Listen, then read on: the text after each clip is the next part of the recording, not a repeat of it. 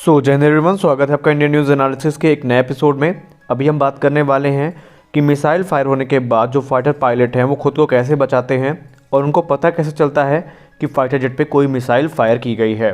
तो अगर आप इस टॉपिक पे इंटरेस्टेड हैं तो इस वीडियो को अंत तक ज़रूर देखिए ताकि आज आपको काफ़ी ज्ञान की बातें पता चल सकें। तो आइए शुरू करते हैं आज का अपना ये वीडियो।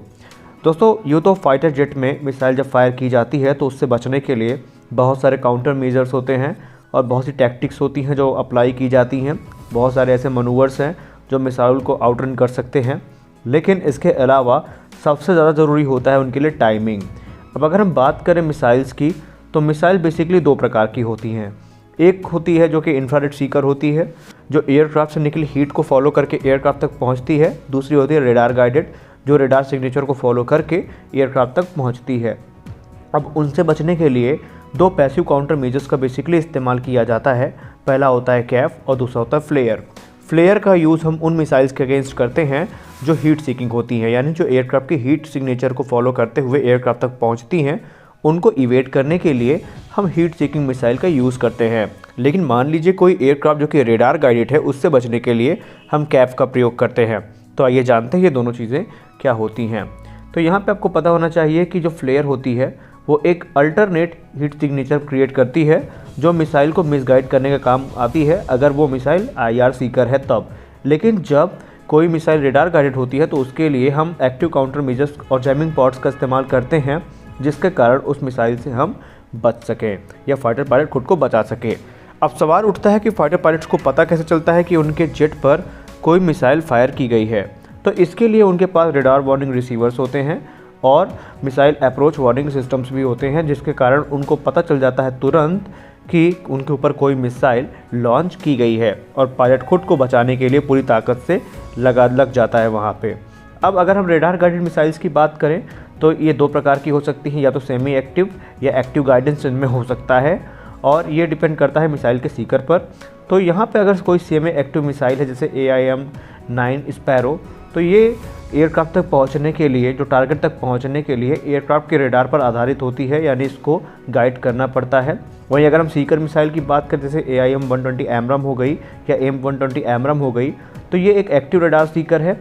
ये टारगेट तक पहुँचने के लिए कैरियर एयरक्राफ्ट की इसमें ज़रूरत पड़ती है जो कि इसको मिड कोर्स गाइडेंस प्रोवाइड करवाता है। उसके बाद एक बार जब ये टारगेट को एक्वायर कर लेती है तो ये अपने आप टर्मिनल फेज पे चली जाती है और उसको हिट करती है। अब बात करते हैं कि कैसे फाइटर पायलट इनसे बचते हैं। तो मान लीजिए किसी फाइटर जेट पे AIM-120 AMRAAM फायर कर दी गई है जो एक रेडार गाइडेड मिसाइल है। उससे बचने के लिए पायलट करता क्या है? कैफ का यूज़ करता है। अब कैफ क्या है तो आइए वो भी जान लेते हैं। दरअसल कैफ छोटे छोटे रिफ्लेक्टिव पार्टिकल्स से मिलकर बना होता है जो कि जैसे ही लॉन्च किया जाता है वो उस जगह पे एक बादल के रूप में फैल जाता है, इकट्ठा हो जाता है, और इससे मिसाइल कंफ्यूज हो जाती है और जो लॉक है मिसाइल का एयरक्राफ्ट पे वो लगभग टूट जाता है और फाइटर एयरक्राफ्ट खुद को बचा सकता है। बेसिकली आप ये कह सकते हैं कि ये एक इलेक्ट्रॉनिक काउंटर मेजर है जो रेडार गाइडेड मिसाइल को मिसगाइड कर देता है, उसको कंफ्यूज कर देता है, जिस कारण मिसाइल का जो लॉक है एयरक्राफ्ट पे वो टूट जाता है। और वहीं अगर मान लीजिए कोई मिसाइल है जो कि आईआर सीकर है, यानी वो थर्मल सिग्नेचर को देख करके एयरक्राफ्ट की तरफ आ रही है, तो उसके लिए तुरंत जो पायलट है वो फ्लेयर छोड़ना शुरू करता है।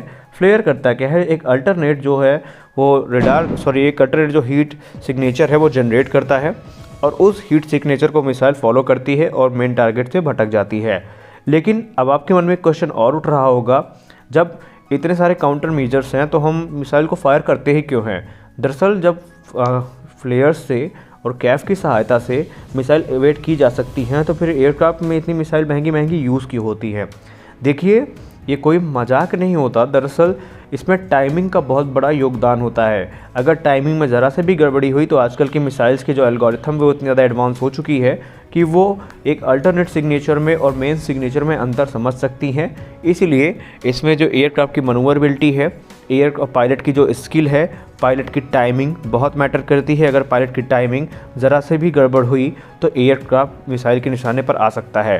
तो हम ये नहीं कह सकते कि जो मिसाइल है उनको हम प्रॉपरली जो है इवेट कर सकते हैं, लेकिन ये काउंटर मेजर्स हैं जिनका यूज़ करके हम उनसे बच ज़रूर सकते हैं।